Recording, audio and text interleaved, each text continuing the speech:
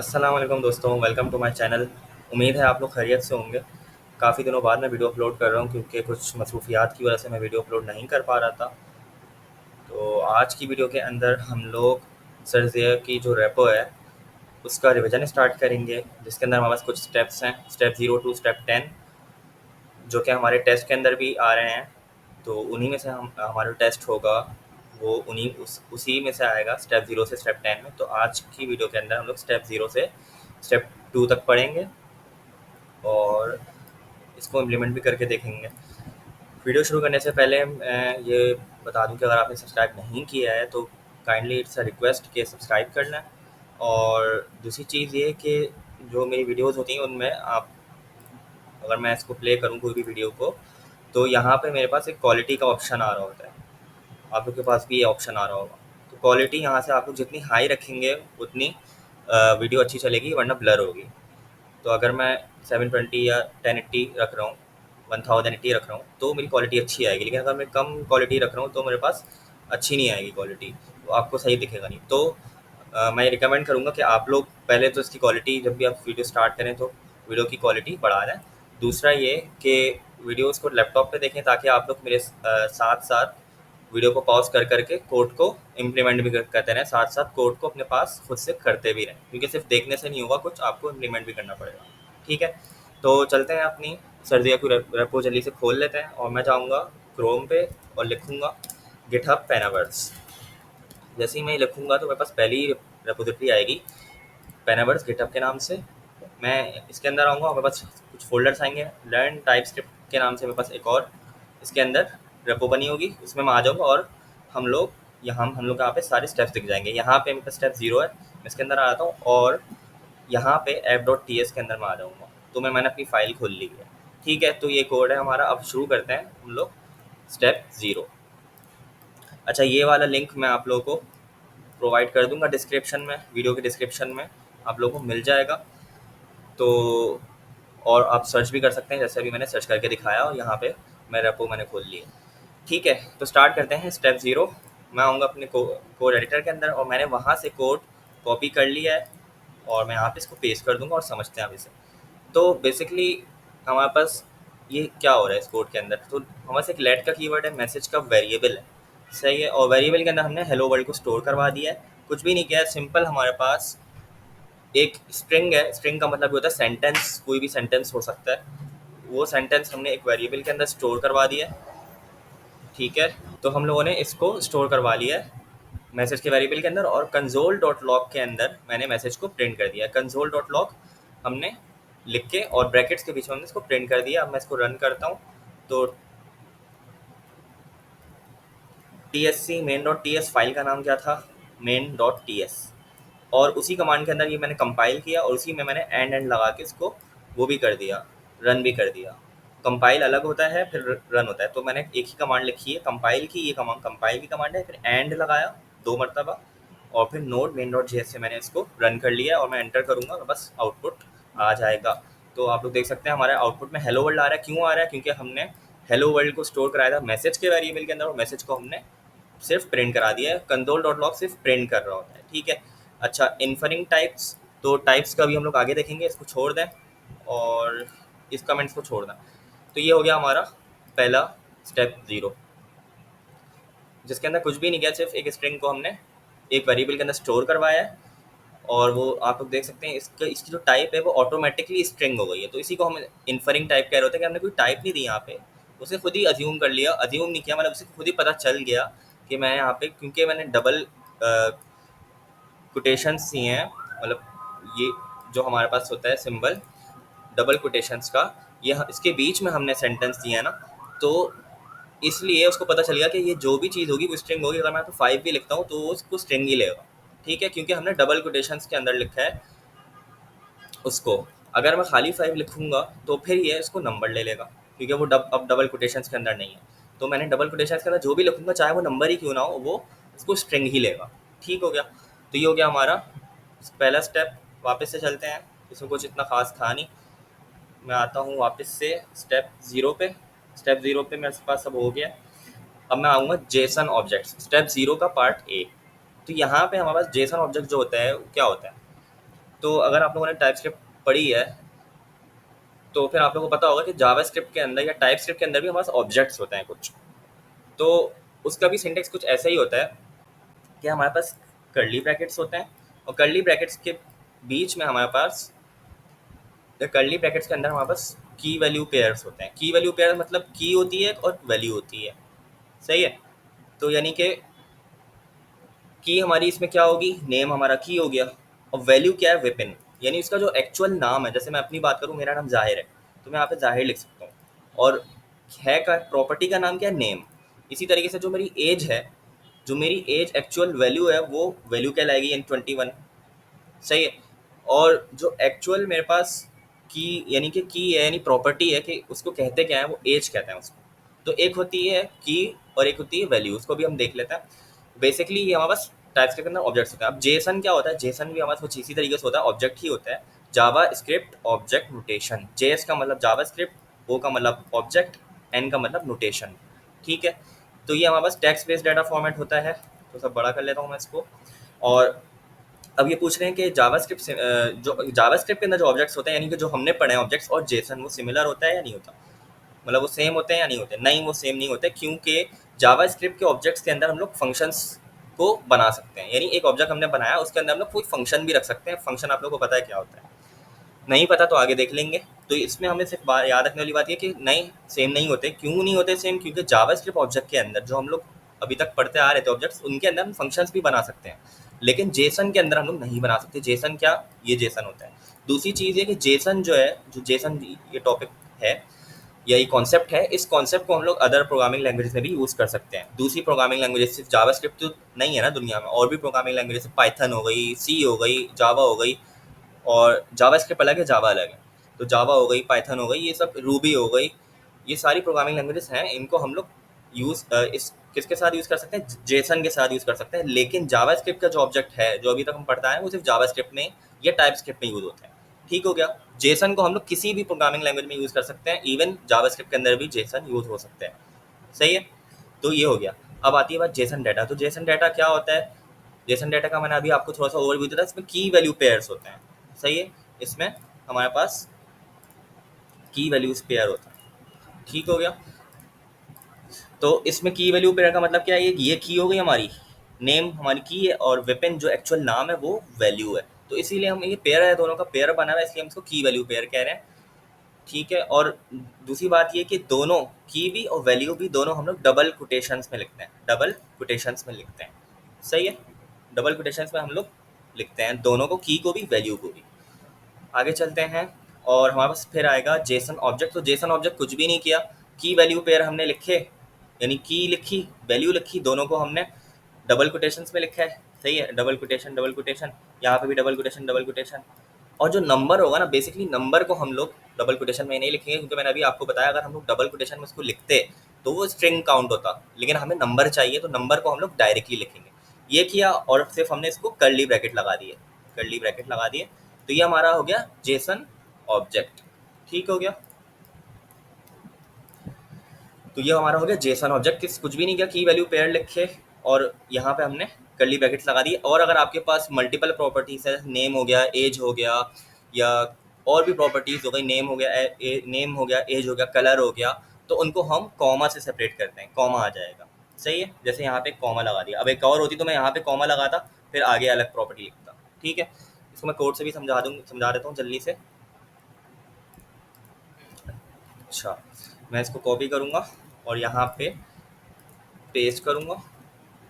तो यहाँ पे अभी तो फिलहाल एरर देगा, क्योंकि जेसन फॉर्मेट नहीं है, ये टीएस की फाइल है। लेकिन समझने के लिए क्या हो रहा है कि ये की है हमारे पास, ये की है, और ये यहाँ पे हमारे पास वैल्यू है, फिर यहाँ पे कॉमा लगेगा, दूसरी की, फिर दूसरी वैल्यू, ठीक है। फिर अगर तीसरी की भी हमें चाहिए, जैसे कलर का भी हमें एक प्रॉपर्टी चाहिए, तो हम एक और की लिखते, फिर सेमी कॉलन कॉलन लगाते, और फिर उसकी एक्चुअल वैल्यू आ जाती है, सही है। यहाँ पे भी मैं लगा देता हूँ इस तरीके से, यहाँ पे भी मैं लगा देता हूँ इस तरीके से, ठीक है। तो ये की है, ये वैल्यू है, फिर कॉमा है, फिर की है, फिर वैल्यू है, इस तरीके से चलता रहेगा। जितनी आप बनाना चाहो आप आगे बना सकते हो।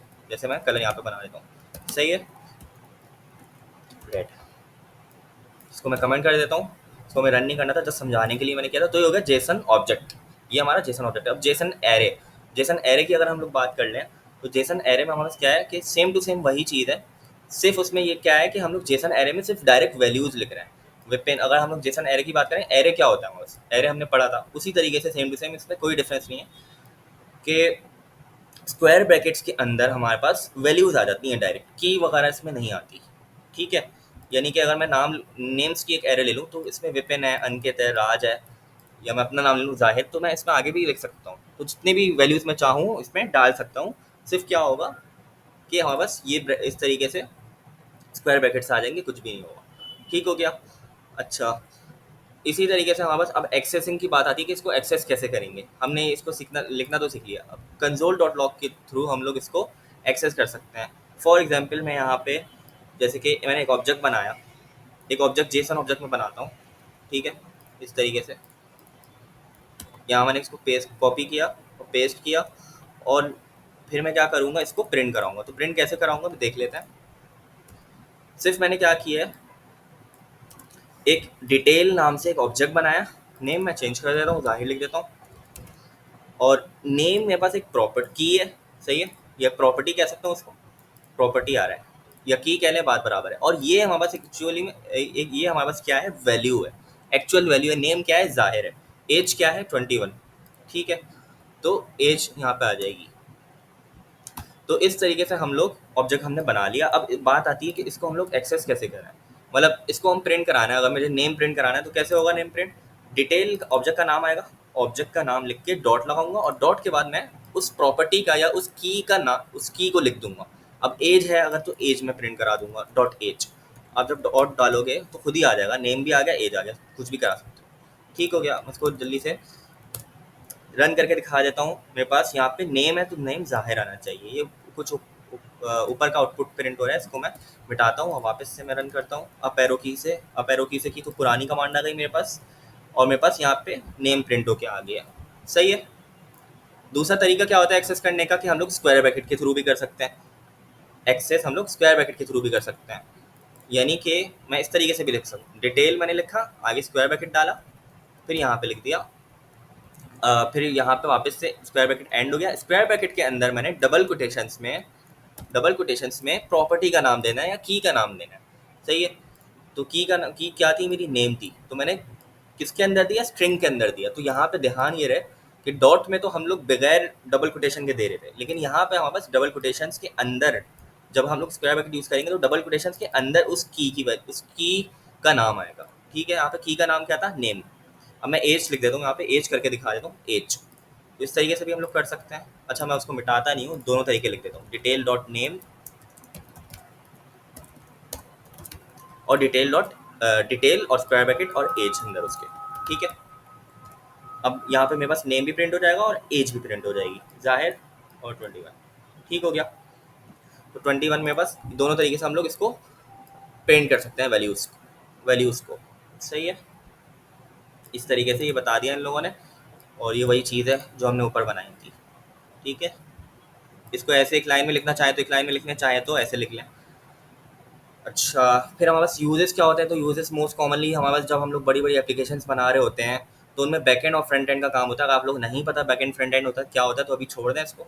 जिनको पता है उनके लिए एग्जाम्पल है कि सर्वर क्लाइंट का चक्कर होता है। एक सर्वर होगा हमारे पास कहीं, और एक क्लाइंट होगा। क्लाइंट यानी कि मैं क्लाइंट हूँ, और सर्वर कहीं और रखा हुआ है, फॉर एग्जाम्पल यूनाइटेड स्टेट्स में रखा हुआ है। तो मुझे facebook.com पर जाना है तो सर्वर मुझे यूनाइटेड स्टेट्स के कंप्यूटर से कनेक्ट करेगा, फिर facebook.com मुझे दिखाएगा। तो मैं क्लाइंट हूँ, मैं जो है ना facebook.com रिक्वेस्ट कर रहा हूँ, तो उसमें हम लोग जेसन के उस फॉर्मेट में हम लोग डाटा को ट्रांसफ़र कर रहे होते हैं।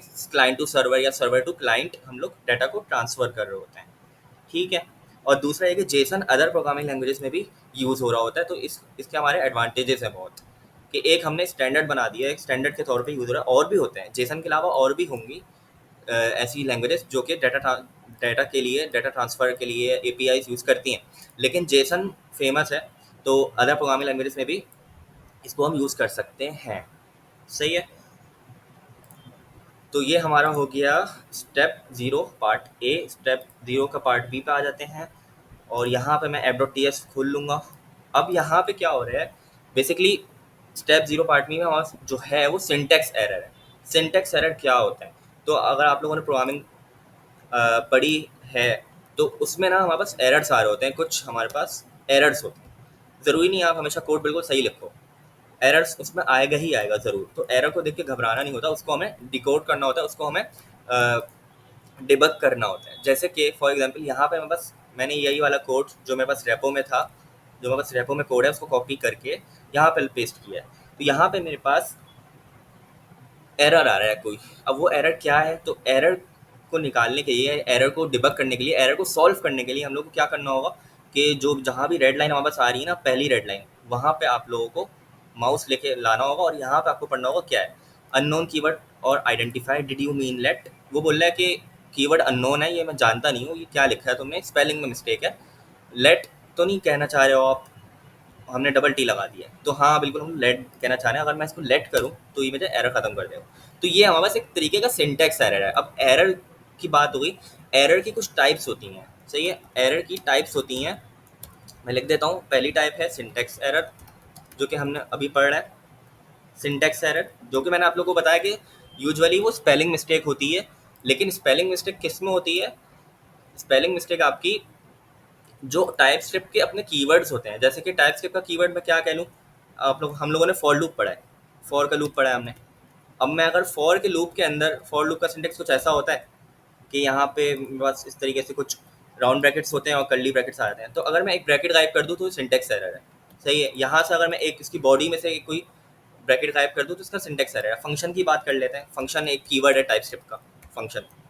अगर मैं यहाँ से कोई ब्रैकेट गायब कर दूँ तो ये मेरा सिंटेक्स एरर होगा। अगर मैं यहाँ से फंक्शन की स्पेलिंग गलत लिख दूँ, जैसे कि अगर हम लोग बात करें फंक्शन की, मैं एक फंक्शन बनाता हूँ फंक वन, ये मैंने एक फंक्शन बना दिया, ठीक है। अब यहाँ पे अगर आप लोग, मैंने ब्रैकेट नहीं डाले थे तो यहाँ पे वो बोला एक्सपेक्टेड, ये तो इससे मुझे एरर दे दिया था। तो ये सिंटेक्स एरर है एक तरीके का, सही है। फंक्शन की स्पेलिंग की बात कर लें, अगर फंक्शन एक कीवर्ड है, अगर फंक्शन की स्पेलिंग में मिस्टेक करता हूँ, मैंने टी हटा दिया तो मुझे एरर दे रहा है, ये भी एक सिंटेक्स एरर है। समझ आई बात। तो स्पेलिंग मिस्टेक्स किसमें, स्पेलिंग मिस्टेक जो टाइप स्क्रिप्ट के अपने कीवर्ड्स हैं, यानी फंक्शन हो गया, लेट हो गया, वार हो गया, कॉन्स्ट हो गया, और हमारे पास फॉर का लूप हो गया। तो ये इन सब, ये जो सारी चीज़ें हैं, इनमें अगर आप स्पेलिंग मिस्टेक करते हो या ब्रैकेट की मिस्टेक करते हो तो वो सिंटेक्स एरर कहलाता है। अब मैं फॉर में अगर डबल आर लगा दूँ तो वो मुझे एरर देगा, वो बोलेगा कैन नॉट फाइंड नेम। तो ये सिंटेक्स एरर है एक तरीके का, सही है। तो ये हमने पढ़ा सिंटेक्स एरर, तो ये हमारा सिंटेक्स एरर हो गया। अब यहाँ पे अगर मैं इसको सही करने का तरीका ये है कि मैं एक टी कर दूंगा तो ये बस एरर खत्म हो जाएगा, ठीक है।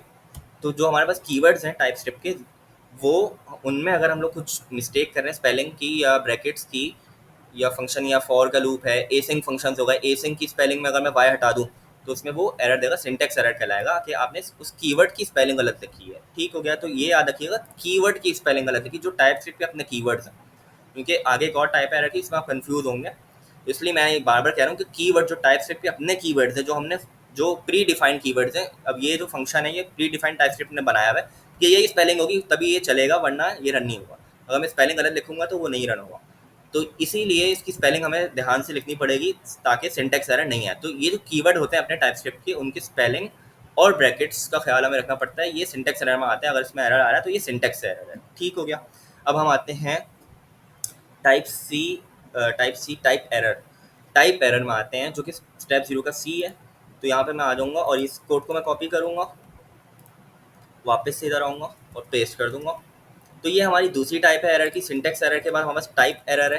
टाइप एरर, इसमें क्या ये बोल रहा है कि property logger does not exist on type console. अच्छा, आप लोगों को पता है कि कंसोल डॉट लॉग जो होता है हमारे पास, वो उससे हम लोग कोई भी चीज़ प्रिंट करा रहे होते हैं, इतनी बात तो हमें पता है, सही है। कोई भी चीज़ हम लोग प्रिंट करा रहे होते हैं, ठीक है, ये चीज़ हो गई। लेकिन अगर मैं यहाँ पे लॉग के बजाय ई आर कर दूँ तो मुझे वो एरर देगा, ये होगा हमारा टाइप एरर। अब ये कैसे टाइप एरर होगा बताता हूँ। हमारे पास कंसोल डॉट लॉग है क्या, पहले तो हमें ये समझना पड़ेगा। कंसोल हमारे पास एक ऑब्जेक्ट है, एक ऑब्जेक्ट हम लोग बनाते हैं ना, जैसे अभी मैंने जेसन ऑब्जेक्ट्स की बात की थी पहले। तो जेसन ऑब्जेक्ट्स के अंदर हम लोग क्या कर रहे थे, ऐसे ऑब्जेक्ट बना रहे थे, अंदर की वैल्यू पेयर थे हमारे, है ना। तो ये हमारे पास एक ऑब्जेक्ट था, इसके अंदर जितने भी आप चाहो बना सकते हो। तो ये हमारे पास ऑब्जेक्ट होता है कि कर्ली ब्रैकेट। तो इसी तरीके से एक कंसोल हमारे पास एक ऑब्जेक्ट है जो कि टाइप स्क्रिप्ट ने कहीं बना के रखा हुआ है, हमें दिख नहीं रहा, हम सिर्फ उसको यूज़ कर रहे हैं। उसके अंदर एक लॉग की प्रॉपर्टी है, उस प्रॉपर्टी को या उसके मेथड को प्रॉपर्टी कह लें या मेथड कह लें, तो वैसे ही मेथड है, प्रॉपर्टी नहीं है। लॉग का एक मेथड है क्योंकि यहाँ पे मेथड लिखा आ रहा है, तो उस मेथड को वो यूज़ कर रहे हैं हम लोग। अब ये बिना बना बनाया मेथड है, ये हमें दिख नहीं रहा, तो ये डायरेक्ट हम उसमें मैसेज पास कर रहे हैं एज अ पैरामीटर और वो हमें प्रिंट करके दे रहा है। ठीक हो गया, तो ये एक मेथड है। अब क्योंकि हम लोग मेथड यहाँ पे अगर मैं लॉगर वापस से करूँ या कोई भी स्पेलिंग लिख दूँ ब्ला ब्ला ब्ला, तो यहाँ पे वो क्या बोलेगा कि प्रॉपर्टी डज नॉट एग्जिस्ट या मेथड डज नॉट एग्जिस्ट, ये मेथड उसको मिल नहीं रहा। जो ऑब्जेक्ट बना हुआ है कंसोल का उसके अंदर ये मेथड नहीं मिल रहा, हमने मेथड का नाम ही चेंज कर दिया, वो मेथड बना हुआ ही नहीं है, मेथड का नाम है लॉग। सही है, लॉग उसको मिल गया। लेकिन अगर मैं यहाँ पे इसकी स्पेलिंग गलत कर दूँ या ब्रैकेट कुछ नंबर वंबर लिख दूँ तो वो मुझे एरर देगा, इसको मेथड वो मिलेगा ही नहीं, है ना। तो ये होता है हमारे पास क्या, टाइप एरर, इसे हम कह रहे होते हैं टाइप एरर। ये है, ये एरर की टाइप है। कौन सी टाइप है, टाइप, टाइप एरर, मतलब इस टाइप का नाम ही टाइप एरर है। सही है, तो टाइप एरर कह रहे होते हैं इसको, ये कि हम लोग को कि जो भी कंपाइलर है उसको वो मेथड या वो प्रॉपर्टी नहीं मिल पा रही है क्योंकि हमने स्पेलिंग मिस्टेक कर दी। तो फ़र्क यहाँ पे ये है कि ये जो मेथड है ये हमारा बनाया हुआ मेथड है।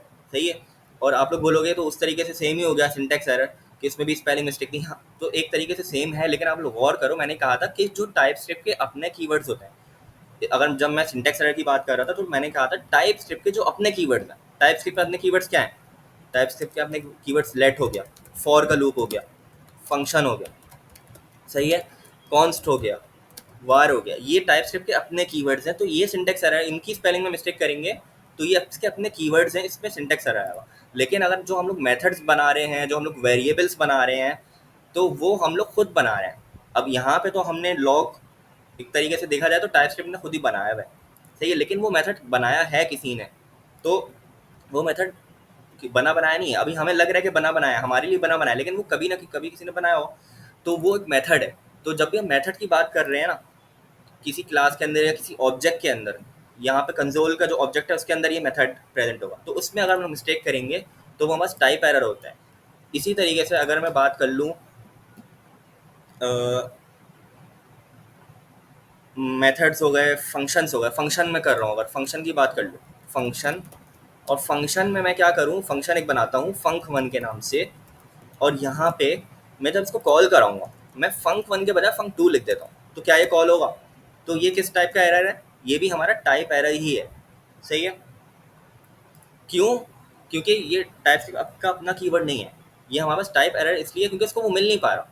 हमने एक फंक्शन बनाया, वो उसको मिल नहीं पा रहा, अगर मैं फंक वन करूँगा तो वो सही हो जाएगा, वो कॉल हो जाएगा फिर। तो ये भी एक तरीका टाइप एरर है, ये सिंटेक्स एरर नहीं है। सिंटेक्स एरर हमारे पास ये होता है कि अगर मैं फंक्शन की स्पेलिंग जो टाइप का अपना कीवर्ड है उसमें से मैं हटा दूँ तो ये हमारे पास हो गया सिंटेक्स एरर।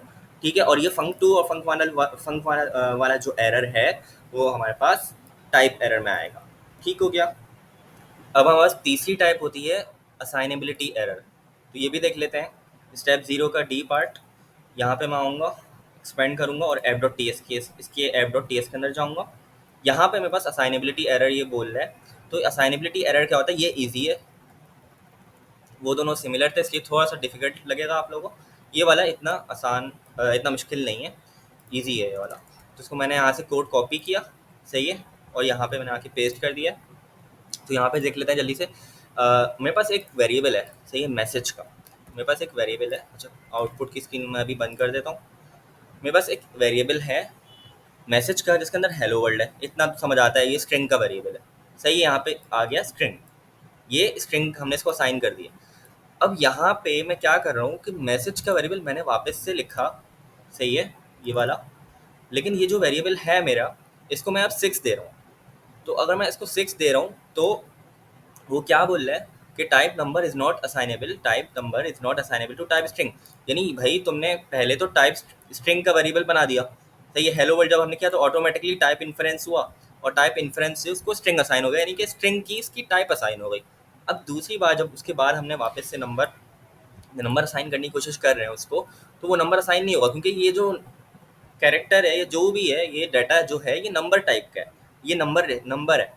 तो नंबर असाइन नहीं कर सकते इसको हम क्योंकि उसकी टाइप अभी स्ट्रिंग है, स्ट्रिंग से वो नंबर में कन्वर्ट नहीं हो पाएगा, असाइन नहीं हो पाएगा। ठीक हो गया।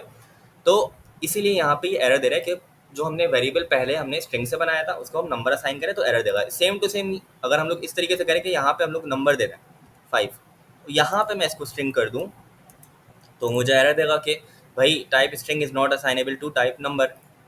सही है, type string is not assignable to type number. तो यहाँ पे ये होगा। तो अगर हमने एक पहले वेरिएबल कोई बनाया, उसकी टाइप हमने कुछ रखी है, उसकी टाइप बाय डिफ़ॉल्ट जो भी है, बाय डिफ़ॉल्ट उसकी टाइप जो भी है शुरू में जो हमने बनाया, तो उसी टाइप का डाटा हम लोगों को देना पड़ेगा। अब नंबर दे रहा हूँ तो यहाँ पे मैं कोई नंबर ही दूंगा 78। तो ये होगा, अब 78 स्टोर हो गया। अब जाके इसमें कोई एरर नहीं आया। क्यों नहीं आया? क्योंकि पहले भी हमने नंबर ही इसमें स्टोर कराया था और वापस से हमने इसको नंबर दे दिया, स्टोर करा रहे हैं, तो इसमें एरर नहीं आया। तो ये होता है असाइनेबिलिटी एरर कि टाइप हमारी सेम रहनी चाहिए। अगर आप उस वेरिएबल को अपडेट कर रहे हो तो उसमें सेम टाइप का डाटा आना चाहिए। नंबर है तो नंबर ही आएगा, स्ट्रिंग है तो स्ट्रिंग ही आएगा। आप लोग बोलोगे कि चलो सही है, बात तो समझ आ गई, लेकिन इसका आउटपुट क्या होगा? अभी इसका आउटपुट क्या होना चाहिए आप लोगों के हिसाब से? पहले 6 था, अब 78 हो गया, तो 78 आना चाहिए। क्यों 78 आना चाहिए? क्योंकि पहले जो 6 था उसको ओवरराइड कर दिया, उसको अपडेट कर दिया हमने। अब वो 6 नहीं रहा, वो अब क्या रहा? 78 हो गया। 6 के बजाय अब वो 78 हो गया। अब उसने हमने वैल्यू अपडेट कर दी है, वैल्यू अपडेट कर दी। ठीक है, यहाँ पे आउटपुट 78 आ जाएगा, 78। सही। तो ये हमारा हो गया कि कौन सी टाइप का error? Assignability error, assignability error. तो ये तीसरी टाइप का एरर था हमारा, असाइनेबिलिटी एरर। तो इसमें कोई इतनी प्रॉब्लम की बात नहीं होनी चाहिए, टाइप बस सेम रहनी चाहिए। टाइप आप जब अलग करोगे, अपडेट जब हम वैल्यू को कर रहे हैं, तो टाइप सेम रहनी चाहिए। अब मैं यहाँ पे अगर स्ट्रिंग कर दूँ, उसको पहले स्ट्रिंग था, by default hello world string है, यहाँ पे भी मैं स्ट्रिंग कर दूँ तो मुझे अब वो एरर ख़त्म कर देगा। सही है, वही बात कि मैंने एक नंबर दिया है, लेकिन नंबर मैंने डबल कोटेशन के बीच में दिया है, तो वो इसको एज अ स्ट्रिंग ले रहा है। टाइप स्क्रिप्ट को तो नहीं पता ना, कंपाइलर को, कि डबल कोटेशन के अंदर क्या है, बस वो जो भी होगा वो प्रिंट करा देगा। अब डबल कोटेशन आपने लगा दी तो मतलब वो स्ट्रिंग है। सही है, यहाँ पे मैं कुछ भी लिख सकता हूँ, तो ये string as a string count होगा। तो ये हो गया साइनेबिलिटी एरर। आगे चलते हैं, स्टेप नंबर 1 पे आते हैं, और यहाँ पे हमारे पास है स्ट्रॉन्ग टाइपिंग। तो ये भी काफ़ी ईजी है। अच्छा, तो मैं यहाँ पे भी क्या करता हूँ कि इस पूरे कोड को सेलेक्ट करता हूँ और कॉपी करता हूँ और वी एस कोड में जाके पेस्ट कर देता हूँ। ठीक है, ये मैंने दूसरा फोल्डर बनाया है स्टेप 1 के नाम से, उसके अंदर करूँ। ये कोड आपको मिल जाएगा मेरे डिस्क्रिप्शन में, मेरा कोड भी मिल जाएगा और सरजेया वाला कोड भी आप लोगों को मिल जाएगा। ठीक है, तो अब ये क्या होता है स्ट्रॉन्गली टाइप? स्ट्रॉन्गली टाइप का मतलब ये होता है कि अभी आप लोगों ने देखा, हम लोगों ने भी पढ़ा था मैसेज वाला कोड। अगर आप लोग को याद हो, हम लोगों ने कुछ इस तरीके से पढ़ा था, हेलो वर्ल्ड, यही पढ़ा था हमने, और इसको हम नीचे प्रिंट करा रहे थे, जो हमने सबसे पहले पढ़ा था स्टेप 0 के अंदर। ऐसा ही कुछ था। यहाँ पे हमारे पास आप लोग देखो कि मैसेज का वेरिएबल मैंने बनाया, उसके आगे वेरिएबल बनाने के बाद मैंने यहाँ पे कुछ नहीं लगाया, डायरेक्ट मैंने इज इक्वल टू लगा दिया और वैल्यू दे दी। तो वेरिएबल बनाने के बाद आप लोग चाहो तो यहाँ पे एक टाइप भी दे सकते हो, स्ट्रिंग टाइप पे भी, ताकि वो ये हो जाए कि अब वो स्ट्रिंग टाइप जब हमने दे दी तो यहाँ पे स्ट्रिंग ही हम लोग लिख सकते हैं, नंबर नहीं लिख सकते। वो एरर देगा, वो बोलेगा कि number is not assignable to error, तो ये असाइनेबिलिटी एरर देगा। तो अगर आपने टाइप डिफाइन कर दी है यहाँ पे, तो उसी टाइप का आपको वैल्यू देनी पड़ेगी। स्ट्रिंग है तो स्ट्रिंग टाइप की देनी पड़ेगी, नंबर नहीं दे सकते आप। ठीक हो गया? तो सेम टू सेम यहाँ पे भी यही है कि स्ट्रांगली टाइप का मतलब ये होता है कि जो भी वेरिएबल आप बना रहे हो, किसी भी नाम का वेरिएबल बन सकता है, लेकिन वेरिएबल जो भी बना रहे हो आप, उसके आगे आप कॉलन लगाओगे, ऐसे डबल डॉट्स कॉलन लगाओगे, और कॉलन लगाने के बाद आप टाइप लिख दोगे उसकी। अब वो नंबर भी हो सकती है, बुलियन भी हो सकती है, स्ट्रिंग भी हो सकती है, एरे भी हो सकती है, कोई स्ट्रिंग का एरे भी हो सकता है कोई। ठीक हो गया? तो ये हमारे पास होता है स्ट्रांगली टाइप, यानी कि सिर्फ वेरिएबल के आगे हम लोग टाइप लगा देते हैं, और यहाँ पे फिर वैल्यू जो भी होगी वो तो इज इक्वल टू के बाद इज इक्वल टू लगाएंगे, और इज इक्वल टू के बाद जो भी वैल्यू होगी वो आ जाएगी। क्योंकि स्ट्रिंग था तो हमने डबल कोट्स के बीच में लिखा। नंबर होता अगर यहाँ पे, जैसे यहाँ पे नंबर है तो यहाँ पे सिर्फ 9 लिख दिया। यहाँ पे अगर मैं इसको स्ट्रिंग लेने की कोशिश करूँ तो मुझे एरर देगा। स्ट्रिंग दे दिया ना मैंने, डबल कोट्स लगा दिए, भले ना आए लेकिन डबल कोट्स, लेकिन मैंने लगा दी डबल कोट्स, तो उसको स्ट्रिंग लग रहा है ये, तो वो एरर देगा कि भाई string is not assignable to type number. ठीक है, इस तरीके से हम लोग स्ट्रांगली टाइप कर देते हैं कि उस वेरिएबल के अंदर सिर्फ उसी टाइप की वैल्यू होगी। अब यहाँ पे बी का जो वेरिएबल है इसके अंदर कोई भी नंबर तो आ सकता है लेकिन कोई स्ट्रिंग नहीं आ सकती। Same to same C type का जो वेरिएबल है इसमें ट्रू या फॉल्स आ सकता है, यानी बुलियन इसकी टाइप है, बुलियन मतलब ट्रू या फॉल्स। सही है, ट्रू या फॉल्स, लेकिन इसके अंदर हम लोग कोई नंबर नहीं दे सकते या कोई स्ट्रिंग नहीं दे सकते। ठीक है, तो ये हमारा स्ट्रांगली टाइप हो गया। दूसरी चीज़ है कि आप फिर ये तो वही चीज़ है कि ए टू यूएसए कि आपने इसको अपडेट करा रहे हो खाली कि हमने क्योंकि यहाँ पे स्ट्रिंग दिया था तो यहाँ पे ये हमने इसको अपडेट करा दिया, पाकिस्तान से यूएसए कर दिया ए के अंदर। तो वही ये तो वही चीज़ है, खाली अपडेट करा रहे हैं हम कि यहाँ पे कोई भी स्ट्रिंग में लिख दूंगा वो चल जाएगा। लेकिन अगर मैं यहाँ पे नंबर लिखूँ तो वो मुझे एरर देगा। एरर क्यों देगा? क्योंकि जाहिर सी बात है ए की जो टाइप है, ए की जो डाटा टाइप है, ए की जो वेरिएबल ए है उसकी जो डाटा टाइप है वो स्ट्रिंग है। अब स्ट्रिंग तो है, तो स्ट्रिंग तो हमने यहाँ पे असाइन कर दी, यहाँ पे से कोई एरर नहीं है। लेकिन जब नेक्स्ट टाइम हमने उसको अपडेट कराने की कोशिश की नंबर से, तब वो एरर मुझे देगा कि भाई इसकी टाइप तो स्ट्रिंग है, तुम क्यों असाइनेबल करो, असाइनेबिलिटी एरर दे देगा मुझे वो। सही है। तो वही वही वाली बात, असाइनेबिलिटी एरर जो हमने पढ़ा था। तो ये हमारे पास, इसको मैं वापस से यूएसए ही कर देता हूँ इस तरीके से। तो अभी से मेरे कोई एरर नहीं दिया क्योंकि हम लोग स्ट्रिंग ही असाइन कर रहे हैं, उसको स्ट्रिंग ही है। तो ये स्ट्रांगली टाइप होता है कि वेरिएबल बनाने के बाद हम लोग उसको एक डाटा टाइप असाइन कर देते हैं कॉलन लगा के। ठीक है। और टाइप इन्फ्रेंस का मतलब ये होता है कि हमने कोई डाटा टाइप असाइन नहीं की, लेकिन खुद से उसने टाइप उठा ली। क्या उठा ली? किसको देखते हुए? वैल्यू को देखते हुए। वैल्यू उसने देखा कि वैल्यू डबल कोट्स के बीच में, तो ये स्ट्रिंग होगा। सही है। इसने खुद ही ले लिया ई कॉलन स्ट्रिंग, खुद ही उठा ली इसने टाइप, तो ये टाइप इन्फ्रेंस कहलाता है। एफ में उसने देखा कि डबल कोट्स नहीं है तो कोई नंबर होगा, नंबर उसने देखा नंबर है। एक चीज़ उसने देखी डबल कोट्स नहीं है, दूसरी चीज़ उसने देखी कि ये कोई नंबर है, तो उसने इससे पता लगा लिया कि ये नंबर है। दूसरी आखिरी चीज़ उसने देखी, जैसे मैं यहाँ पे बात कर लूँ, ये बुलियन टाइप का वेरिएबल है ना, इसमें हम ट्रू फॉल्स कह रहे हैं। तो ट्रू फॉल्स टाइप स्क्रिप्ट के अपने कीवर्ड्स हैं। अगर ट्रू फॉल्स मैं यहाँ पे देता हूँ तो क्या उठा लेगा? बुलियन उठा लेगा, एज अ डाटा टाइप ले लेगा। Boolean as a data type ले लेगा जी वेरिएबल की। तो जी का जो वेरिएबल है वो कौन से टाइप का हो जाएगा? बुलियन का हो जाएगा। क्यों? कैसे पता चला उसको? उसने देखा कि एक तो पहली चीज़ तो उसने ये देखा कि डबल कोट्स नहीं है यहाँ पे एंड में, स्टार्ट में। दूसरा उसने देखा कोई नंबर भी नहीं है। अब जब उसने ये देख लिया तो उसको पता चल गया कि ये ट्रू है फॉल्स में से ही होगा कुछ। तो उसने बुलियन डाटा टाइप उठा लिया। मैं यहाँ पे अगर डबल कोट्स लगा दूँ फॉर एग्जाम्पल, तो वो उसको एज अ स्ट्रिंग ले लेगा, एज अ स्ट्रिंग ले लेगा। उसको नहीं पता कि अंदर ट्रू या फॉल्स क्या है, वो उसको एज अ स्ट्रिंग ले लेगा क्योंकि मैंने डबल कोट्स लगा दिए। देखें यहाँ पे एज अ स्ट्रिंग लिखा आ गया। तो ये हो गया हमारा टाइप इन्फरेंस। तो टाइप स्ट्रांगली टाइप का मतलब ये कि आप डाटा टाइप असाइन कर रहे हो, और टाइप इन्फरेंस का मतलब ये कि आप उसमें असाइन नहीं कर रहे हो कोई डाटा टाइप, वो खुद ही टाइप इन्फरेंस के थ्रू उसको टाइप असाइन कर रहा है। सही है। जैसे यहाँ पे मैंने असाइन किया तो यहाँ पे भी यही आ रहा है, let A equals to string. यहाँ पे मैंने असाइन नहीं किया तो यहाँ पे भी यही आ रहा है, ये इससे खुद ही उठा लिया टाइप इन्फ्रेंस से। तो ये स्ट्रांगली टाइप हो गया और ये हमारे पास टाइप इन्फ्रेंस हो गया। तो बेहतर तरीका ये कि आप टाइप असाइन कर दो ताकि एरर के चांसेस कम हो, कि जिस टाइप का आपको वेरिएबल बनाना है उसकी टाइप असाइन कर दो पहले से, अगर आपको पता है तो। ठीक है। ये हो गया स्ट्रॉन्ग टाइपिंग। अब आते हैं कॉन्स्ट और लेट। अब ये जो कॉन्स्ट और लेट का जो टॉपिक है थोड़ा सा बड़ा है, तो मैं कोशिश करूँगा इसको कवर जल्दी से कर लूँ। मैं पूरा का पूरा कोड यहाँ पे कॉपी करूँगा और मैं इसको पेस्ट कर दूँगा अपने VS कोड में। मैंने दूसरा फोल्डर बना लिया, तो वहाँ पे मैंने पेस्ट कर दिया इसको, स्टेप 2 के नाम से मैंने फोल्डर बना लिया है। ठीक है। तो देख लेते हैं जल्दी से। तो अब इसमें ना हमारे पास 3 टाइप के वेरिएबल्स होते हैं, ये तो आपको पता ही होगा। कितने टाइप से वेरिएबल होते हैं? लेट से बना सकते हैं, VAR यानी वार से बना सकते हैं, और हम लोग किससे बना सकते हैं? कॉन्स्ट से। तो सबसे पहले कॉन्स्ट देख लेते हैं।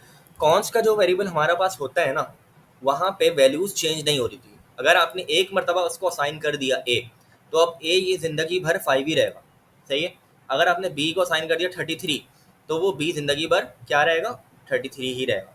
सी को असाइन कर दिया अगर मैंने कोई स्ट्रिंग जैसे बेस्ट, तो ये सी ज़िंदगी भर क्या रहेगा? बेस्ट रहेगा। ये चेंज नहीं हो सकते, आप उसको चेंज नहीं कर सकते हो। मैं करके भी दिखा देता हूँ। अगर मैं चेंज करने की कोशिश करूँ उसको, सी को मैंने वर्ड्स देने की कोशिश की, ये चेंज नहीं होगा। Can not assign C because it is a constant. Constant रहेगा, हमेशा कांस्टेंट रहेगा, चेंज नहीं होगा, सेम रहेगा हमेशा। तो ये होता है कांस्ट। अब बात आई कि ये तीनों वेरिएबल्स होते हैं। अब इसमें ना, इसके अंदर भी बस 2 टाइप्स के होते हैं वेरिएबल्स, ब्लॉक स्कोप और फंक्शन स्कोप। एक होता है ब्लॉक स्कोप और एक होता है फंक्शन स्कोप। अब ब्लॉक स्कोप में हमारे पास कौन कौन से वेरिएबल्स होते हैं? Let and const. ये हमारे पास क्या होते हैं? ब्लॉक स्कोप होते हैं। ठीक है। और वार जो हमारे पास होता है ना, वो हमारे पास फंक्शन स्कोप होता है। अब फंक्शन स्कोप और ब्लॉक स्कोप क्या होता है ये देख लेते हैं। तो ब्लॉक स्कोप का मतलब ये होता है कि जिस ब्लॉक के अंदर ही इसको हम बना रहे हैं वेरिएबल को, कॉन्स्ट को या लेट से हम जैसे लेट और कॉन्स्ट हमारे पास क्या है, ब्लॉक स्कोप है। तो जिस भी ब्लॉक के अंदर हम लोग उसको बना रहे हैं वो वहाँ पे ही विजिबल रहेगा, उससे आगे उसको उसकी विजिबिलिटी नहीं होगी। मतलब ये अभी मैं समझा देता हूँ आप लोगों को। फॉर एग्जाम्पल अगर मैं बात करूँ कॉन्स्ट की, अब यहाँ पे मैंने यहाँ पे 3 वेरिएबल्स बनाए ना, ये 3 वेरिएबल्स हमारे पास बने हुए हैं। अगर मैं इसको इफ़ की कंडीशन के अंदर कर दूँ, इफ़ ट्रू, और यहाँ पे मैं बना दूँ उसको इस तरीके से, नीचे का कोड अभी मैं छुपा देता हूँ और सिर्फ ये वाला कोड है मेरे पास। तो आप लोग देखो कि इफ़ के अंदर मैंने इफ़ का जो ब्लॉक है, ब्लॉक का मतलब क्या, बॉडी। अगर आप लोगों ने मेरी वीडियो देखी होगी तो आप लोगों को पता होगा बॉडी क्या होती है। तो बॉडी हमारे पास जो होती है, इफ़ की अपनी बॉडी होती है, कर्ली ब्रैकेट्स स्टार्ट और होते हैं और कर्ली ब्रैकेट्स एंड और होते हैं, इसके बीच में इसकी बॉडी है। तो इफ़ की बॉडी के अंदर मैंने वेरिएबल बनाया, गौर से देखो, इफ़ की बॉडी के अंदर मैंने जो वेरिएबल्स बनाए ये हमारे पास ब्लॉक स्कोप है। मतलब ये कि अगर मैं कंसोल डॉट लॉग कराऊँ, कंसोल डॉट लॉग करवाऊँ ए के वेरिएबल को, ए का वेरिएबल क्या है, ये रहा, ये है ए का वेरिएबल। ये किससे बना है, कौन से बना है, दूसरी चीज़ ये इसके अंदर बना है। तो अगर मैं इफ़ की बॉडी के बाहर, इफ़ की बॉडी कहाँ एंड हो रही है 12, इसके बाहर अगर मैं कंसोल डॉट लॉग कराऊँ ए को, तो वो मुझे एरर देगा।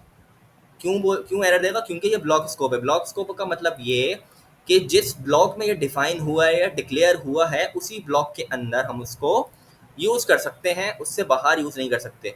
अब ब्लॉक का मतलब मैंने आपको बताया था बॉडी, तो ये होता है ब्लॉक स्कोप। यानी कॉन्स का जो वेरिएबल है और लेट का जो वेरिएबल है वो ब्लॉक स्कोप है। अगर मैं उसको किसी बॉडी के अंदर या किसी चीज़ के अंदर रख रहा हूँ तो वो उसी के अंदर अवेलेबल होगा, उससे बाहर अवेलेबल नहीं होगा।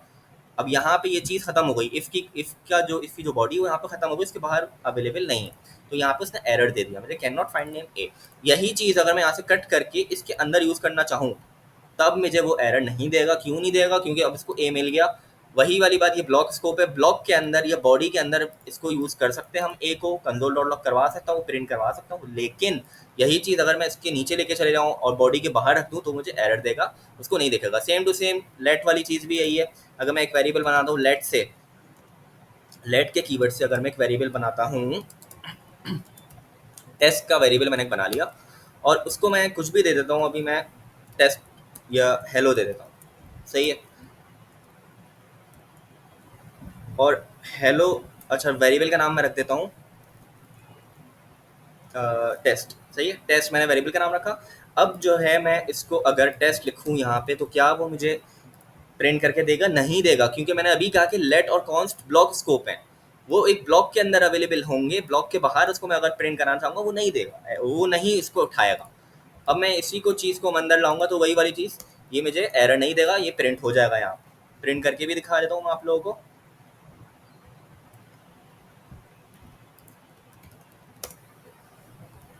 मैंने रन किया इसको कोड को तो मेरे पास console dot log test hello आ गया मेरे पास, सही है। तो ये मेरे पास इसने प्रिंट करके दे दिया। क्यों दे दिया, क्योंकि ये ब्लॉक स्कोप था, ब्लॉक के अंदर अवेलेबल है। तो ये हो गया लेट और कॉन्स्ट ब्लॉक स्कोप है। फंक्शन स्कोप का क्या मतलब है कि अगर मैं कोई वेरिएबल वार से बना रहा हूँ, मैं एक वेरिएबल बनाता हूँ वार से, वार और वार वन रख देता हूँ उसका नाम, कि वार से बनाया हुआ वेरिएबल है, इसके अंदर भी मैं बाय रख देता हूँ, सही है। अब मुझे ये बताएं आप लोग कि अगर मैं यहाँ पे वार करूँगा तो यहाँ तो चलेगा ही चलेगा, वार वन, सॉरी वार वन रखा है ना मैंने वेरिएबल का नाम, तो ये तो होगा। लेकिन अगर मैं ये चीज़ उठा के इसके बाहर रखूँ तो क्या ये रन होगा, मतलब एरर देगा या नहीं देगा। तो ये एरर नहीं देगा। क्यों नहीं देगा, क्योंकि ये फंक्शन स्कोप है, इस पूरी फाइल के अंदर ही ये अवेलेबल है, आप कहीं भी रखो उसको वो एरर नहीं देगा। वार वन मुझे एरर नहीं दे रहा। यहीं पे अगर मैं इसको लेट कर दूं तो मुझे एरर देगा, क्योंकि अब ब्लॉक उसको हो गया, अब वो इस बॉडी के अंदर अवेलेबल है। लेकिन अगर मैं लेट के बजाय इसको वार कर दूं, VAR, तो यहाँ पे वो मुझे एरर नहीं देगा। अब वो इस फाइल के अंदर मैं कहीं भी इसको यूज़ करा सकता हूँ, नीचे ऊपर कहीं भी। शर्त ये है कि इस जहाँ मैंने डिक्लेयर किया है वेरिएबल को उससे नीचे होना चाहिए, सही है, उससे नीचे। अगर मैं इसको उससे ऊपर करने की कोशिश करूँ यूज़ तो वो मुझे एरर दे देगा, भाई तुमने variable is use before assign, यानी असाइन से पहले ही आपने यूज़ कर लिया। असाइन आप इसको वैल्यू यहाँ पे कर रहे हो लेकिन आप इसको यूज़ ऊपर कर रहे हो, तो ये नहीं हो सकता, सही है। आपको उसके नीचे कराना होगा, यानी कि यहाँ पे करा सकता हूँ मैं यूज़, इसको यहाँ पे करा सकता हूँ। ठीक हो गया। तो एक ये चीज़ हो गई हमारे पास फंक्शन स्कोप और वेरिएबल ब्लॉक स्कोप। तो हमने ये देख लिया कि दो लेट और कॉन्स्ट हमारे पास ब्लॉक स्कोप होते हैं जो कि सिर्फ बॉडी के अंदर अवेलेबल होंगे। अब यहाँ पे इफ़ की कंडीशन, इफ़ की एग्जांपल दी ना, आप यहाँ पे फंक्शन कर लो, मैं फंक्शन भी कर सकता हूँ। फंक्शन का मतलब फंक वन ले लेता हूँ। फंक्शन मैंने जब लिया तो अब फंक्शन की बॉडी के अंदर अवेलेबल होंगे लेट और कॉन्स्ट, फंक्शन की बॉडी से बाहर अवेलेबल नहीं होंगे। सही है। टेस्ट का वेरिएबल अगर मैं उठाऊँ, टेस्ट का वेरिएबल अगर मैं कंसोल डॉट लॉग के अंदर लिखूँ फंक्शन के बाहर, तो वो मुझे एरर देगा। ठीक हो गया। तो इफ़ की तो मैंने खाली एग्जांपल दी थी। किसी भी चीज़ की बॉडी के अंदर अगर लेट और कॉन्स्ट आप वेरिएबल बना रहे हो तो उस बॉडी के बाहर वो क्या होगा, एरर देगा। बॉडी बॉडी के बाहर इसको यूज़ नहीं कर सकते, बॉडी के अंदर आप इसको यूज़ कर सकते हो। देखो अब एरर नहीं दे रहा। सही है। और वार से जो भी वेरिएबल बनेगा उसको आप कहीं भी बॉडी से बाहर भी यूज़ कर सकते हो, बॉडी के अंदर भी यूज़ कर सकते हो। तो क्योंकि वार हमारे पास फंक्शन स्कोप है। ठीक है। अच्छा, एक ये चीज़ हो गई। अब बात आती है एक और चीज़ है इसमें, इसी के अंदर, इसी टॉपिक के अंदर एक और चीज़ है। वो ये है कि मैं लेट से एक वेरिएबल बनाता हूँ, लेट हेलो या let H is equals to hello. सही है। मैंने एक वेरिएबल बना दिया लेट एच। अब अगर ये फंक्शन के अंदर मैंने एक वेरिएबल बनाया, अब अगर मैं यहाँ पे इसके बाहर एक और वेरिएबल बनाऊँ लेट एच इक्वल्स बाय, तो ये मुझे एरर देगा? नहीं देगा। इसका रीज़न ये है कि लेट हमारे पास ब्लॉक स्कोप है। अब यहाँ पे आप लोग गौर करो, एक ही वेरिएबल एच के नाम से मैंने दो मरतबा बनाया, एक फंक्शन के अंदर बनाया और एक फंक्शन के बाहर बनाया। तो यहाँ पे जो मैंने फंक्शन के अंदर वेरिएबल बनाया है वो अलग है, उसका नाम सेम है। मतलब ये दोनों अच्छा, इनको मैं अभी एक सेकंड के लिए हटा देता हूँ। सही है। इनको मैं अभी नीचे लेके चले आता हूँ। इधर आते हैं हम। सिर्फ इतने कोड को देखें आप, इतने कोड को। अगर मैं एच का वेरिएबल मैंने बनाया बाय के नाम से, बाय की वैल्यू से एक एच का वेरिएबल बनाया और एक फंक्शन बनाया, उसके अंदर मैंने एक और एच का वेरिएबल बनाया हेलो। तो ये जो दोनों वेरिएबल्स हैं इनके नाम तो सेम है, लेकिन ये सेम नहीं है। Not same. ये सेम नहीं है। नाम सेम है लेकिन सेम नहीं है। क्यों सेम नहीं है? क्योंकि ये जो एच का वेरिएबल है जो फंक्शन के अंदर बनाया, ये सिर्फ इसके अंदर अवेलेबल है। अगर मैं यहाँ पे कंसोल डॉट लॉग एच कराऊँ, कंसोल डॉट लॉग इसकी वैल्यू प्रिंट कराऊँ, तो कौन सी वैल्यू प्रिंट होनी चाहिए? ये होनी चाहिए या ये? तो इसका आंसर होगा हेलो। क्यों? क्योंकि मैंने अभी बताया कि ये वाला एच इस ब्लॉक के अंदर अवेलेबल है, इस वाले एच को वो इग्नोर कर रहा है। सही है। तो यहाँ पे हेलो प्रिंट हो जाएगा। ठीक हो गया। और सेम टू सेम अगर मैं यहाँ पे कंसोल डॉट लॉग एच कराऊँ तो अब क्या प्रिंट होगा? तो यहाँ पे ये वाला कौन सा एच हेलो प्रिंट होना चाहिए, बाय प्रिंट होना चाहिए? तो यहाँ पे हमारे पास बाय प्रिंट होगा, क्योंकि ये वाला जो बाय है ये अवेलेबल है हर जगह। और ये जो हेलो था हमारा, यानी एच वाली जो चीज़ थी, ये फंक्शन के अंदर जो वेरिएबल था एच, वो सिर्फ इसमें अवेलेबल था। तो हेलो तो हमारे पास सिर्फ इसके अंदर ही अवेलेबल था, मतलब इस बॉडी के अंदर। बॉडी से बाहर हमारे पास क्या चलेगा? ये वाला बाय चलेगा। समझ आइए। अगर इसको हटा देता हूँ तो मुझे यहाँ पे एरर दे देगा। ठीक है। तो मैंने यहाँ पे बॉडी से बाहर जो मैंने डिक्लेयर इनिशलाइज किया है वो वाली वैल्यू यहाँ पे प्रिंट हो जाएगी। तो देख लेते हैं इसको रन करके। पहले मेरे पास क्या प्रिंट होना चाहिए? हेलो। हेलो प्रिंट नहीं। अच्छा, हेलो इसलिए प्रिंट नहीं हुआ क्योंकि फंक्शन को कॉल ही नहीं किया मैंने। फंक्शन को कॉल करूँगा तभी तो इस कोड के अंदर वो इस कोड को चलाएगा। फंक्शन अगर आप लोग को याद हो तो फंक्शन को कॉल भी करना पड़ता है चलाने के लिए, वरना वो रन नहीं होता। सही है। तो पहले मेरे पास हेलो प्रिंट होगा, यानी ये वाला एच हेलो प्रिंट हुआ। क्यों? क्योंकि ये वाला वेरिएबल इसके अंदर ही अवेलेबल, ये वाली वैल्यू सिर्फ इसके अंदर अवेलेबल थी। एक्सेस इसको हम इसके अंदर कर सकते थे। फिर ये जो एच था, इससे बाद में जो एच किया उसने बाय प्रिंट किया, क्योंकि ये वाली जो वैल्यू थी बाय की, इसको हम लोग हर जगह यूज़ कर सकते हैं।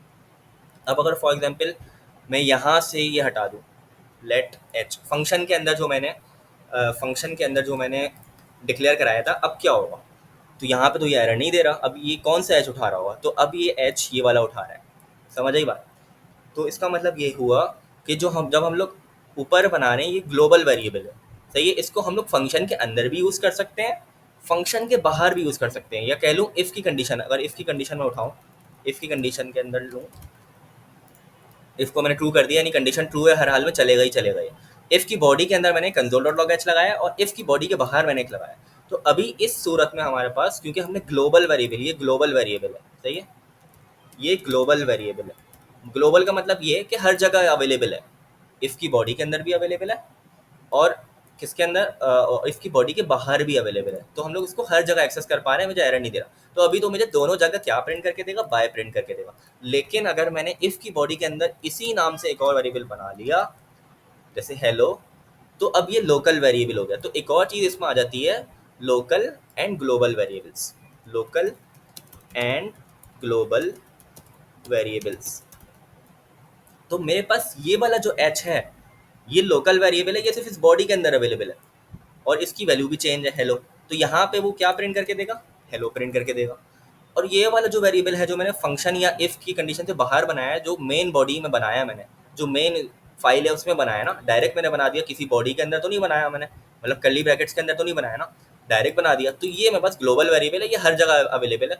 मैं इसको बाहर यूज़ कर सकता हूँ और अंदर भी यूज़ कर सकता हूँ। अंदर कब यूज़ कर सकता हूँ, जब मेरे पास एक और उसी नाम से वेरिएबल नहीं होगा। अगर ये चीज़ नहीं होगी, ये चीज़ नहीं होती इस तरीके से, तब मैं इसको यूज़ कर सकता हूँ बाय को। हाँ, लेकिन अगर मैंने यहाँ पे इस तरीके से ये बना, एक और दफ़ा मैंने इसको कर दिया है वेरिएबल को और उसी नाम से किया है, तो फिर वो ओवरराइड हो जाएगा। और यहाँ पे इस बॉडी के अंदर क्या प्रिंट होगा एच में, इस बॉडी के अंदर वो एच को क्या उठाएगा, हेलो लेगा, बाय नहीं लेगा।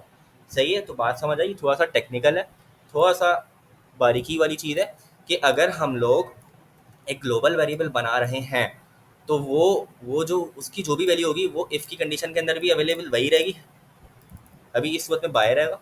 सही है, और यहाँ पे भी मेरे पास बाय ही आउटपुट आएगा। ठीक हो गया, इतनी बात समझ आई। पहला केस, ये केस 1 कर देता हूँ मैं, केस 1। सही है कि अगर हम लोग ग्लोबल वेरिएबल बना रहे हैं और उसको हम उसके अंदर भी यूज़ कर सकते हैं, बाय प्रिंट करेगा, और बाहर भी यूज़ कर सकते हैं तो वो भी बाय प्रिंट करेगा।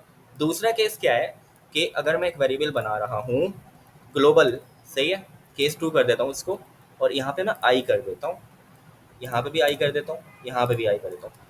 तो एक ग्लोबल वेरिएबल बनाया मैंने, और अब बॉडी के अंदर कोई भी फंक्शन हो सकता है, या इफ वहाँ पे बॉडी के अंदर मैंने उसी नाम से अगर मैंने एक और बना लिया वेरिएबल हेलो, तो ये क्या करेगा कि ये local variable as a local variable count होगा। ये लोकल वेरिएबल है हमारे पास, सही है। लोकल वेरिएबल में वो क्या करेगा कि वो ओवरराइड कर देगा, अपडेट कर देगा, अपडेट तो नहीं कर रहे बेसिकली, वो ओवरराइड कर रहा है। अब वो कौन सी वैल्यू उठाएगा, हेलो की उठाएगा और हेलो को प्रिंट करेगा। अब यहाँ पे क्या प्रिंट होगा, हेलो। लेकिन ये जो हेलो है ये सिर्फ इस बॉडी के अंदर अवेलेबल है, यहीं पे प्रिंट होगा। बाहर क्या प्रिंट होगा, बाहर यही वाला बाय प्रिंट होगा, क्योंकि बाहर तो ये वाला जो स्कोप है इसका, तो स्कोप क्या है, यही है ना, इसके आगे तो ये हेलो नहीं जा रहा।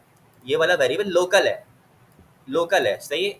समझ लें कि ये पूरी एक, ये पूरा एक मुल्क है और ये हमारे पास एक शहर है। तो शहर के अंदर हमारे पास क्या अवेलेबल है, हेलो। लेकिन पूरे मुल्क के अंदर क्या अवेलेबल है, बाय। तो यहाँ पे बाय प्रिंट होगा, लेकिन शहर के अंदर वो ओवरराइड कर देगा, क्या कर देगा, इसको हेलो कर देगा, बाय नहीं आएगा। तो ये चीज़ हो गई हमारी कि हम लोग ऐसे भी कर सकते हैं कि उसी नाम से हम लोग ओवरराइड भी करवा सकते हैं, कि लोकली हम लोग उसको ओवरराइड करवा के ये वैल्यू दे रहे हैं, लेकिन ग्लोबली वो क्या रहेगा, बाई रहेगा।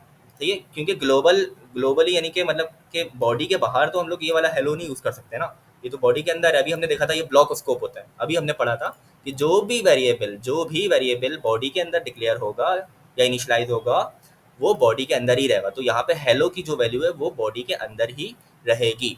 समझ आ गई। तो ये हो गया ग्लोबल और लोकल वेरिएबल्स। ठीक है, अच्छा दूसरी चीज़ ये कि एक साथ हम लोग इस तरीके से वेरिएबल्स सेम नाम के डिक्लेयर नहीं कर सकते, वो एरर देगा। क्या एरर देगा कि कैन नॉट री डिक्लेयर ब्लॉक स्कोप। हम लोग ब्लॉक स्कोप के वेरिएबल को ऐसे नहीं कर सकते डिक्लेयर। ठीक है, लेट आई है तो उसी नाम से मैं वापस से डिक्लेयर नहीं कर सकता। ठीक है, ये चीज़ वार में नहीं है। वार के अंदर क्या होता है कि वार के अंदर मैं जितनी मरतबा डिक्लेयर करना चाहूँ कर सकता हूँ। मैंने एक वेरिएबल ले लिया var2 के नाम से, यहाँ पे मैं क्या करूँगा, इसकी कोई भी स्ट्रिंग ले लूँगा। अब मैं इसको जितनी बार भी डिक्लेयर करना चाहूँ मैं कर सकता हूँ, मुझे एरर नहीं देगा। लेकिन ये चीज़ लेट में नहीं है, लेट में वो मुझे एरर देगा। सही है, हाँ ये हो सकता है कि लेट में आपने वही वेरिएबल अगर आपको डिक्लेयर करना है तो लोकली आप उसको किसी बॉडी के अंदर, फंक्शन की बॉडी के अंदर या फॉर लूप के बॉडी के अंदर या इफ़ की बॉडी के अंदर आप लोकली इसको कर दोगे, तब वो एरर नहीं देगा। लेकिन अगर इस तरीके से करोगे तो वो एरर देगा। ठीक है, यानी बॉडी के बाहर एक साथ करोगे तो वो एरर देगा। ठीक है, लेकिन वार में ये एरर नहीं देगा, क्योंकि वार को हम लोग डिक्लेयर कर सकते हैं बार बार। सही है, तो एक ये चीज़ हो गई। दूसरी चीज़ कि वेरिएबल को आप अपडेट तो कर सकते हो, कुछ भी है, मैं बाय को चेंज करके हेलो कर सकता हूँ। अब ये वाला जो आई है इसमें पहले बाय स्टोर था, अब इसमें क्या स्टोर हो गया, हेलो। तो ये अपडेट कर दिया, लेट नहीं लगाया मैंने, डायरेक्ट इसको अपडेट किया है। सही है, तो अब यहाँ पे इस वाले आई में भी हेलो है, इस वाले आई में भी हेलो, तो अब हर जगह हेलो प्रिंट होगा। इस सूरत में इसका आउटपुट हेलो हो जाएगा। तो ये चीज़ें थी कुछ वेरिएबल्स के हिसाब से, थोड़ा सा कॉम्प्लिकेटेड हो गया मुझे पता है। इसके आप केसेस बना लो कि एक केस ये हो गया, दूसरा केस भी मैं बना देता हूँ कि दूसरा केस मैंने क्या लिखा था ये लोकल वेरिएबल और ग्लोबल वेरिएबल का केस, जिसमें वो ओवरराइड कर रहा था ग्लोबल वेरिएबल को। ग्लोबल वेरिएबल ओवरराइड हो गया। ओवरराइड का मतलब ये कि जो उसमें बाय की वैल्यू थी, अब उसमें बाय की नहीं, हेलो की वैल्यू, लेकिन ये जो वैल्यू है सिर्फ इतने ही हिस्से में अवेलेबल है, इतनी बॉडी में अवेलेबल है। इसके आगे वो वापस से क्या कौन सी वैल्यू उठाएगा, बाय की वैल्यू उठाएगा। ठीक है, ये ग्लोबल वेरिएबल है। ग्लोबल वेरिएबल है। ठीक हो गया। तो ये हमारे पास केस 2 हो गया। केस 1 में तो सिंपल था, कुछ भी नहीं था कि एच का वेरिएबल हमने ग्लोबल बनाया। अब ये यहाँ पे ये भी ग्लोबल वेरिएबल है, ग्लोबल यूज़ कर रहे हैं इसको हम, ग्लोबल। सही है। और यहाँ पे भी हम इसको ग्लोबल यूज़ कर रहे हैं, ग्लोबल वेरिएबल है। तो इस सूरत में तो दोनों ग्लोबल ही थे, लेकिन यहाँ पर हमने एक लोकल बना दिया था। ठीक हो गया। तो ये हो गया हमारा। अब इसी तरीके से आप चाहो तो कॉन्स कॉन्स में भी यही रूल है। यहाँ पे कॉन्स भी कर सकते हो इसको। यहाँ पे कॉन्स कॉन्स्ट और लेट दोनों हमारे पास सेम है, ब्लॉक स्कोप है ना, अभी बताया था। कॉन्स और लेट, तो ये जो रूल्स लेट के लिए हैं कि लेट में हम लोग जैसे कि इस तरीके से नहीं बना सकते, तो यही रूल्स कॉन्स्ट के लिए भी हैं। हम कॉन्स्ट में भी नहीं बना सकते इस तरीके से। सेम टू सेम जो लेट के रूल्स हैं वही कॉन्स्ट के भी रूल्स होंगे। ठीक हो गया। तो अगर आपने लेट समझ लिया तो कॉन्स्ट भी समझ आ जाएगा आप लोगों को। तो ये था हमारा लेट और कॉन्स्ट पे जो हमारा काम था वो ये था, लेट कॉन्स्ट। और वार भी मैंने पढ़ा दिया। वार वैसे नहीं था इसमें, लेकिन मैंने पढ़ा दिया है क्योंकि एमसीक्यूज में आ सकता है, जो हमारा टेस्ट होगा उसमें आ सकता है। अब ये जो यहाँ पे कुछ इन लोगों ने जो इनका कोड ये भी देख लेते हैं, कुछ भी नहीं किया। कॉन्स्ट ए, 3 वेरिएबल ले ले ए बी सी, एक में 5, एक में 33, एक में बेस्ट है, और कुछ कंडीशन ले ली इफ़ ट्रू। अब कंडीशन ट्रू कर दी है, हमेशा हर सूरत में यही कोड चलेगा, एल्स कभी चलेगा ही नहीं, एल्स कभी नहीं चलेगा। तो इसमें इन लोगों ने क्या किया, लेट जेड इक्वल्स टू 4। अब ये क्योंकि लेट जेड इक्वल्स टू 4 अंदर इसकी बॉडी के अंदर हम लोगों ने इनिशलाइज किया है, तो ये सिर्फ यहाँ पे अवेलेबल है, यहाँ पे यूज़ कर सकते हैं जेड को। लेकिन अगर मैं यहाँ पे जेड को यूज़ करना चाहूँ तो वो मुझे एरर देगा। एरर दे रहा है क्यों? क्योंकि इस बॉडी के अंदर मेरे पास जेड अवेलेबल है, बॉडी से बाहर अवेलेबल नहीं है। सेम टू सेम यहाँ पे भी यही किया, लेट जेड इज स्ट्रिंग के जेड को स्ट्रिंग तो दे दिया, लेकिन ये जेड की जो स्ट्रिंग है ये सिर्फ बॉडी में हम लोग इसको कंसोल डॉट लॉग कर सकते हैं, उसके बाहर हम इसको एक्सेस नहीं कर सकते। इवन यहाँ पे जो हमारे पास जेड इज टू 4 दिया है ना, ये एल्स की बॉडी के अंदर भी हम इसको यूज नहीं करेंगे। एल्स में हमने वापस से देखा यहाँ पे डिक्लेयर किया, ये जो जेड इज टू 4 है, एक सेकेंड जरा मैं क्लियर दिखा देता हूँ। ये जो जेड इज टू 4 है, ये वाला, इसको हम एल्स की बॉडी के अंदर भी यूज नहीं कर सकते। एल्स की बॉडी के अंदर हमने वापस से एक वेरिएबल बनाया है जेड का, जो कि स्ट्रिंग दिया है उसको। तो ये जो जेड इज टू 4 है सिर्फ कहाँ अवेलेबल है, यहाँ पे। एल्स के अंदर भी अवेलेबल नहीं है और बाहर भी अवेलेबल नहीं है, सिर्फ यहाँ पे अवेलेबल है। सिर्फ हम इसको यहाँ पे कंसोल डॉट लॉग कर सकते हैं। ठीक है। बाहर ये एरर दे रहा है, ना ये वाला जेड ना ये वाला कोई नहीं चलेगा, क्योंकि दोनों ब्लॉक स्कोप हैं, दोनों हम लेट से बना रहे हैं। अगर वार कर दूँ तब मुझे वो एरर नहीं देगा, वार कर दिया तो मुझे, अच्छा यहाँ पे इसको नहीं, इसको वार करना पड़ेगा क्योंकि कंडीशन ये वाली ट्रू है ना। तो अगर मैं इसको वार कर दूँ तो मुझे एरर नहीं देगा, फिर उसको मैं कहीं भी इस्तेमाल कर सकता हूँ। ठीक हो गया। तो ये हमारा हो गया टॉपिक, स्टेप 2 का टॉपिक भी कवर हो गया है। नेक्स्ट वीडियो के अंदर, नेक्स्ट पार्ट के अंदर हम लोग स्टेप 3A मॉड्यूल्स करेंगे, जो कि इतना मुश्किल नहीं है, आसान है, इंपोर्ट एक्सपोर्ट आ जाता है उसमें। तो अगर आप लोग को वीडियो पसंद आई हो और समझ आया हो तो दोस्तों के साथ शेयर करिएगा। अपना ख्याल रखें। अल्लाह हाफ़िज़।